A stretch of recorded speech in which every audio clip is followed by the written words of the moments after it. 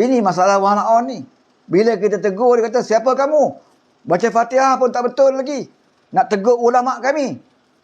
Apa kamu, ilmu setakat mana kamu ada? Nak tegur kami, ulama' kami. Saya nak bagi tahu wa'na'on. Ya, kalau ilmu menjadi sandaran kebenaran, saya nak kata kepada wa'na'on, iblis itu lebih banyak ilmu dia. Iblis lebih banyak ilmu dia. Iblis ini lebih awal kenal Tuhan daripada kita. Iblis pernah merasai duduk dalam syurga. Kita tak ada. Kita hanya bercerita. Kita tak pernah rasa pun nikmat berada di syurga. Tapi iblis dah rasa dulu dah. Dia duduk syurga dulu. Sebelum kita ketahui Nabi Adam itu akan wujud, akan dicipta oleh Allah Subhanahu Wa Taala, iblis tahu. Iblis tahu awal. Sebelum kita diberitahu tentang Rasulullah sallallahu alaihi wasallam itu adalah nabi akhirul zaman, iblis tahu.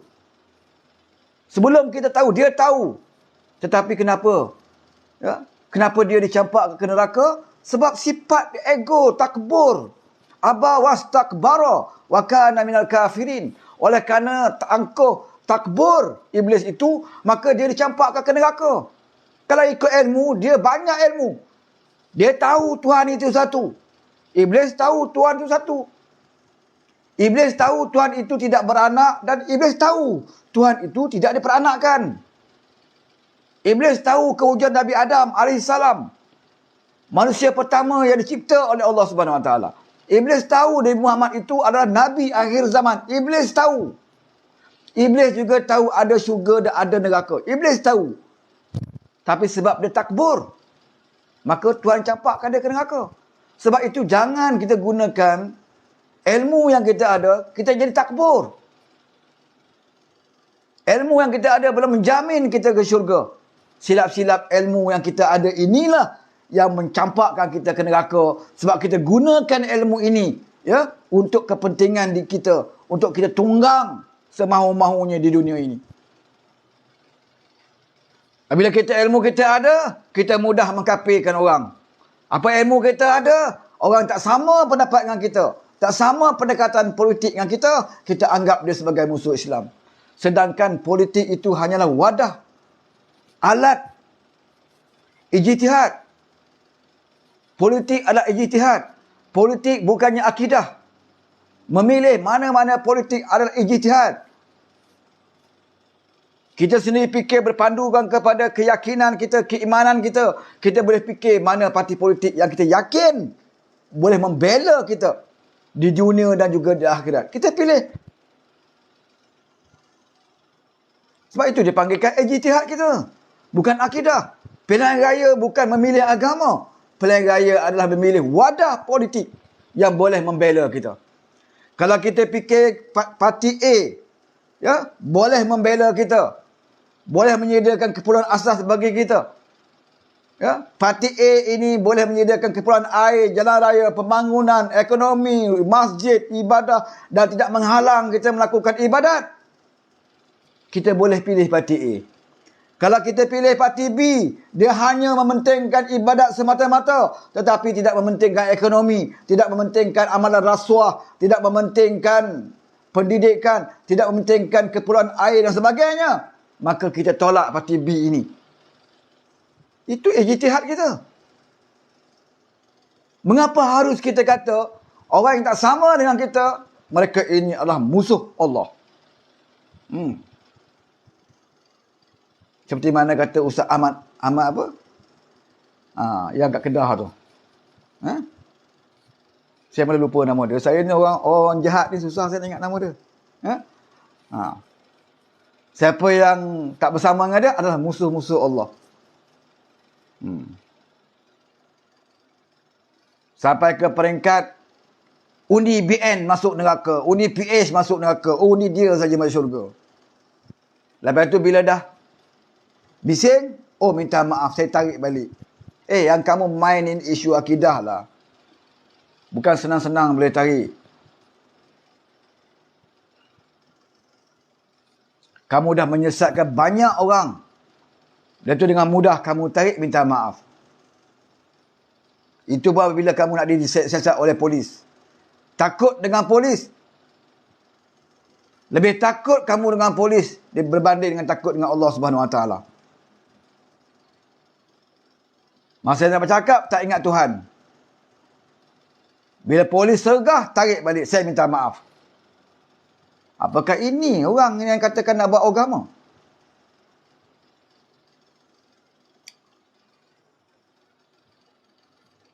Sebab itu jangan biarkan. Kita mesti berani berdepan dengan puak-puak ini.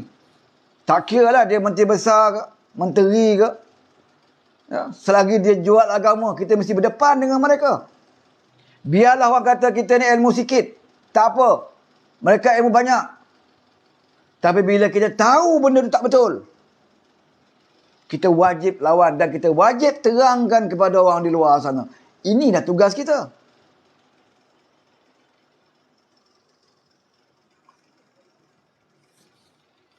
Kerana orang yang tahu wajib menyedarkan kepada orang yang tak tahu. Sebab kalau kita tahu, kita sediam. Oleh kerana kita takut nak lawan dia kerana dia ulama, konon-kononnya. Oleh kerana dia menteri besar, konon-kononnya. Maka kita diamkan. Walau kita tahu itu tak betul, kita akan menanggung, saudara. Sebab kita membiarkan orang yang jahil di luar sana terus percaya dan termakan dengan lebay-lebay kemaruk ini.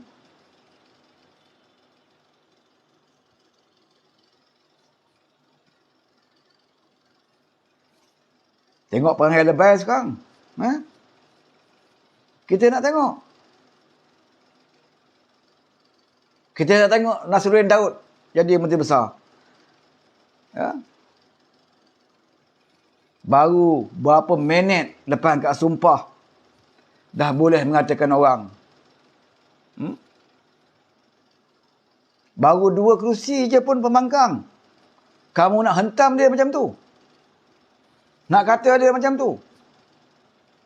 Bayangkan, orang macam ini kalau dia merintah negara, saudara. Baru perintah negeri Kelantan, negeri yang termundur dalam Malaysia, itu pun dah lupa diri. Bangga, bongkak. Seolah-olah dapat perintah sebuah kerajaan yang besar. Memperlekehkan orang. Bayangkan orang ini kena perintah pusat. Tak tahulah macam mana dia nak buat kat negara kita.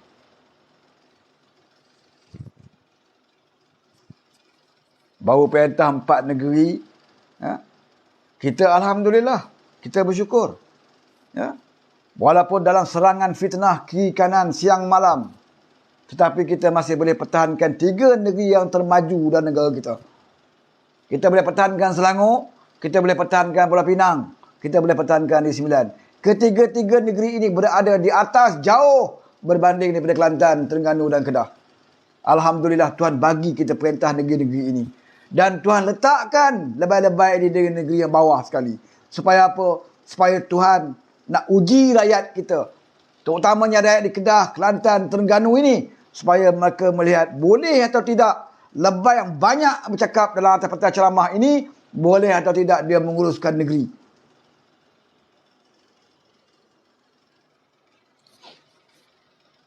Ustaz Nasruddin tu masa kempen macam-macam. Ya. Peribadi Anwar pun disentuh. Macam mana kita nak percaya nak lantik seorang Perdana Menteri banduan dan sebagainya. Banduan. Tak layak jadi Perdana Menteri. Ini mulut-mulut lebay ni. Dia banduan tak layak jadi Perdana Menteri. Takkan kita nak pilih banduan jadi Perdana Menteri? Kita nak bagi tahu mereka Nabi Yusuf pun pernah jadi banduan. Berapa ramai Nabi yang pernah jadi banduan? Berapa ramai alim ulama yang pernah jadi banduan? Banduan bukan ukuran benar atau salah seseorang. Saya nak bagi tahu.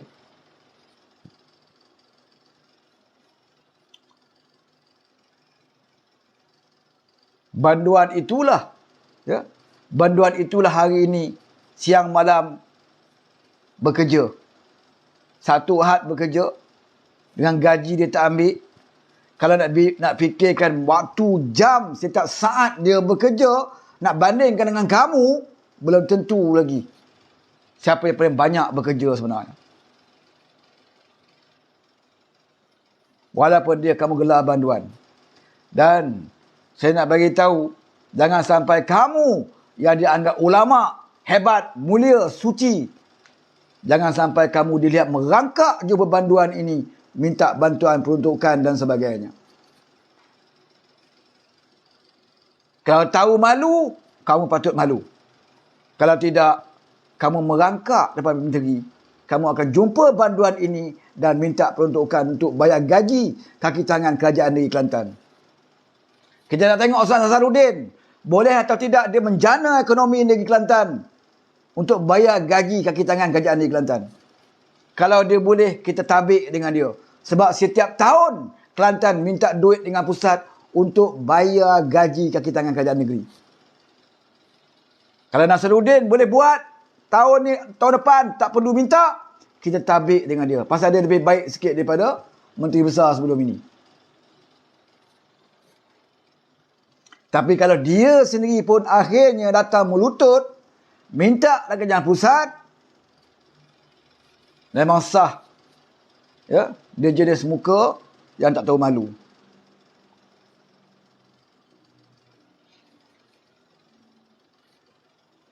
Bila kata-kata macam tu, dia kata apa? Oh, ini memang tugas kerajaan pusat. Semangat federalisme. Time nak minta peruntukan, kamu baca semangat federalisme. Ya? Nak nyambut hari kebangsaan, kamu nak buat kepala sendiri. Nak logo sendiri dan sebagainya. Tak nak minta duit, oh tahu, ingat semangat federalisme. Bila dah habis pilihan raya, oh tak nak iktiraf Perdana Menteri. Banduan dan sebagainya, macam-macam. Kamu hina, kamu keji. Ini perangai lebay. Ya? Sejak dulu tak pernah berubah.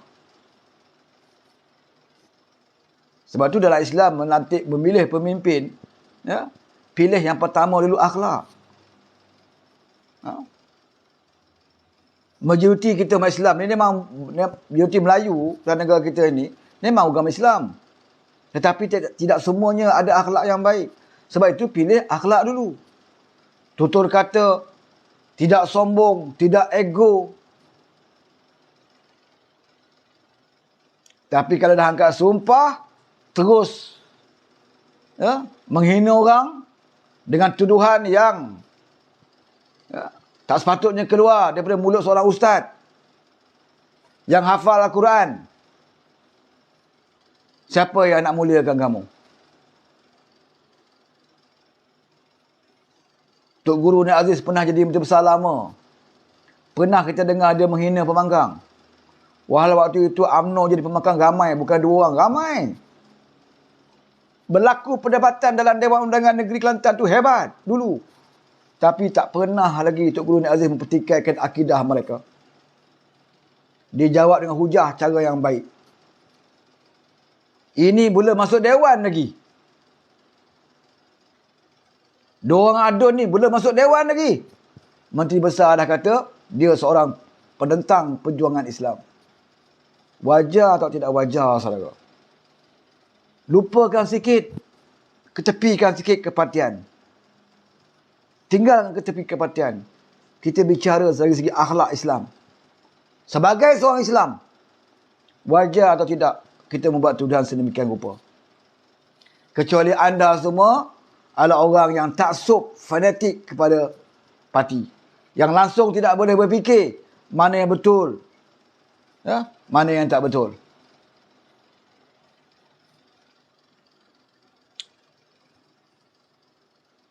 Kecuali lah kalau dah berlaku dalam persidangan dan Dewan Undangan Negeri Kelantan, ya, dalam ucapan 2 orang wakil rakyat ni, dalam pembangkang ni, dalam ucapan dia menentang agenda Islam. Apa yang Kelantan nak buat, ya, nak bina masjid contoh, dia bantah, ya, nak buat program Islam, dia bantah. Waktu itu adalah asas kamu nak tuduh dia adalah orang yang menentang perjuangan Islam. Adalah asas untuk nak buat tuduhan. Ini belum apa-apa pun lagi. Belum apa-apa pun lagi dah tuduh. Dewan pun tak bersidang lagi. Cop jari kamu sebagai menteri besar pun tak kering lagi. Kamu dah tuduh dia.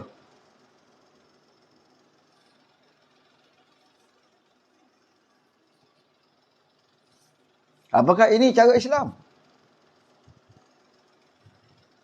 Tuduh tanpa ada bukti. Sebutlah apa yang dia lawan tentang perjuangan Islam tu. Oleh kerana tak sokong PAS. Oleh kerana dia berjaya mengalahkan PAS di Kota Lama tu, maka dia melawan Islam.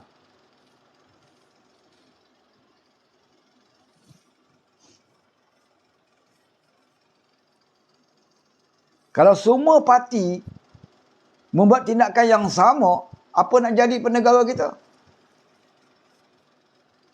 Kalau parti amanah pun akan kata macam tu. Oh, kamu tak sokong parti amanah, kamu bukan Islam, kamu menentang perjuangan Islam. Siapa tak sokong kami menentang perjuangan Islam? Apa nak jadi penegara kita? Kalau agama itu ditunggang,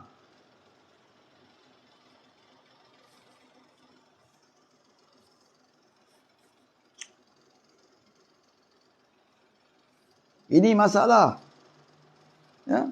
Ini masalah yang kita hadapi negara kita. Bukan kita tuding jari kepada DAP. Sikit-sikit DAP.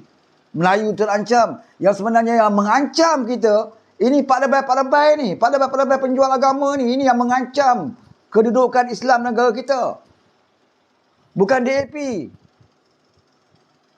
DAP tak usik pun Islam. Sesama mereka, sesama bukan Islam. DAP, kalau dia berlawan dengan MCA sekalipun, dia berlawan dengan gerakan sekalipun, dia pun tak jual agama dia.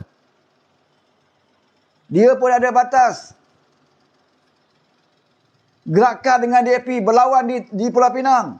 Pernah kita dengar mereka mainkan sentimen agama? Pernah kita dengar dia mainkan sentimen kaum sesama mereka? Tak ada, saudara. Mereka matang berpolitik. Mereka lawan dari segi dasar. Kita Melayu ini je yang tak matang-matang lagi dalam politik. Nak cari modal dasar tak tahu. Nak cerita pasal ekonomi tak tahu. Nak cerita pasal keuangan tak tahu. Nak cerita pasal pelaburan tak tahu. Akhirnya paling mudah sekali, tonggang agama. Sebab itu dalam parlimen, tak ada kualiti langsung pembangkang dalam parlimen. Sebab nak bahas tentang ekonomi tak boleh. Sebab dia akan berdepan dengan Anwar Ibrahim. Ya? Orang yang pernah diiktiraf sebagai Menteri Keuangan terbaik Asia. Nak cerita pasal apa lagi? Ya? Pendidikan, pertahanan apa? Tak tahu. Pelaburan, tak boleh nak lawan. Akhirnya paling mudah, tunggang kaum lah. Melayu terancam. Islam terancam. Bila kita tanya, mana Islam terancam? Tak boleh jawab. Di mana Melayu terancam? Tak boleh jawab. Hanya dalam ceramah. Sebab apa? Sebab dalam ceramah ni tidak ada soal jawab.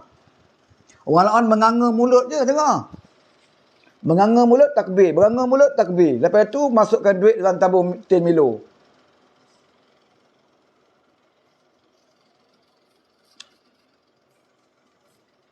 Sebab itu penceramah PAS ni seronok ceramah. Mereka lebih suka berceramah. Mereka tak suka datang ke parlimen. Sebab dalam parlimen, salah cakap memang kena. Kan? Dalam parlimen tidak boleh menipu. Tidak boleh berbohong. Pasal dia ada hansat parlimen. Kalau kamu berbohong dari segi fakta dan sebagainya, kamu boleh diambil tindakan dalam parlimen. Tak boleh berbohong. Dan kamu kena berdepan dalam perdebatan. Sebab itu mereka lebih suka ceramah. Sebab dalam ceramah, walaupun tidak akan bertanya. Lentong lah apa pun. Bacalah ayat apa pun. Ya? Bila jadi kerajaan, kita baca ayat. Supaya taat kepada pemerintah. Waktu bila? Waktu kita jadi kerajaan. Taatlah kepada Allah dan taatlah kepada Rasul dan pemerintah di antara kamu. Wah, sedap baca ayat. Ati'u Allah wa ati'u Rasul wa ulil amri minkum. Baca ayat itu. Kena taat. Selagi pemerintah tidak mencegah melakukan kemungkaran. Waktu dia jadi kerajaan. Bila dia jadi pembangkang, dia lawan balik. Nak buat syaitan 2.0. Dia kerajaan, dia minta orang taat. Bila dia jadi kerajaan, jangan tanya tentang harga barang naik. Jangan salahkan kerajaan. Ini kata Haji Hadi dulu. Waktu dia kerajaan, jangan tanya pasal harga barang naik. Jangan salahkan kerajaan. Banyak faktor-faktor lain menyebabkan harga barang naik. Waktu dia jadi kerajaan, saudara. Bila jadi pembangkang, barang tak naik pun dia kata naik. bila jadi pembangkang. Bila jadi pembangkang, oh kami parti PAS, kami akan bergabung dengan mana-mana parti. Kalau dia buat satu perkara yang melanggar hukum Islam, kami akan tarik sokongan, jatuh kerajaan. Ini Tuan Bin Tuan Man cakap. Kita kingmaker. Kita bergabung dengan mana-mana parti pun, kalau dia buat kemungkaran, kita akan tarik sokongan dan kerajaan itu jatuh. Oh, sedap. Last sekali bila berada bersama Muhyiddin, berada sama Ismail Sabri, naik cabutan judi, jadi setan bisu semua. Tarik sokongan? Tak ada. Tak tarik sokongan, saudara. Sembang je. Sebab apa tak tarik sokongan? Dah seronok jadi menteri. Takkan nak tarik sokongan? Tarik sokongan, kerajaan jatuh. Bila kerajaan jatuh, tak jadi menteri lagi. Sebab itu jadi setan bisu.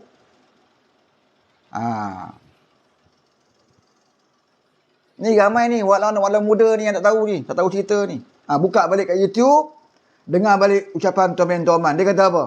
Kami parti PAS, kami akan pegang dengan prinsip Islam. Kami bukan gila kuasa. Kami nak jadi kingmaker. Dengan mana-mana parti pun kami bergabung, kami akan pertahankan Islam itu. Kalau mereka tak mau ikut, kami akan tarik sokongan, jatuh kerajaan. Takbir, kata Walaon. Bila lebay tu dapat kuasa, kenapa cabutan judi naik 8 ke 22 tahun? Saya tak tahu. Ana tak tahu. Ana tidak diberitahu. Yang menaikkan judi itu Menteri Kewangan. Tanya Menteri Kewangan lah. Ana tak tahu. Jawapan dia tak tahu. Jawapan dia, Wallahualam. Allah juga yang mengetahui cabutan judi itu naik. Bagi lebay lah. Kan? Walhal dia berada dalam kabinet. Dia jadi menteri kabinet. Takkan keputusan menteri tidak dibawa dalam kabinet? Takkan dia tak tahu, saudara? Takkan dia tak tahu? Takkan semua menteri-menteri PAS tak datang mesyuarat kabinet? Mesti ada yang datang. Mesti benda ni dipersembahkan. Mana ada menteri sesuka hati melaksanakan dasar tanpa dibawa ke kabinet? Nak turun judi ke? Nak naik judi ke? Nak pakai tutup aurat ke? Buka aurat ke? Semua keputusan menteri tidak boleh dilakukan oleh menteri seorang diri. Mesti dibawa ke kabinet. Menaikkan cabutan judi daripada 8 ke 22 itu dipersetujui oleh kabinet. Dipersetujui oleh Perdana Menteri. Waktu itu, ke mana perginya menteri-menteri PAS? Kamu tak bantah kenapa? Kenapa kamu kata dalam parlimen, Ana tak tahu? Di luar pengetahuan Ana, katalah tak tahu. Setelah tahu, apa kamu buat? Setelah kamu tahu, apa kamu buat? Kata nak tarik sokongan. Tarik sokongan tak? Tak tarik, saudara. Sebab apa tak tarik? Takkan nak tarik. Gaji menteri pun tak makan lagi. Seronoklah jadi menteri. Apatah lagi jadi menteri waktu PKP. Tak ada kerja. Program tak boleh pergi duduk rumah. Gaji jalan. Allowance jalan. Kereta free. Rumah free. Api elektrik tak payah bayar. Seronok, saudara. Waktu PKP tak ada kerja. Parlimen tak payah bersidang. Muhyiddin tutup parlimen. Tak payah pergi bersidang. Tak ada kerja. Gaji jalan. Rakyat angkatlah bendera putih nak makan. Pandai-pandailah kamu. Nak duit? Keluar tabung kamu ke BSP. Itulah cerita dia. Kerajaan macam ini nak dibanding dengan kerajaan sekarang Malaysia Madani. Kamu kata Anwar Ibrahim tak buat apa-apa. Kamu kata lagi teruk kerajaan yang ada hari ni.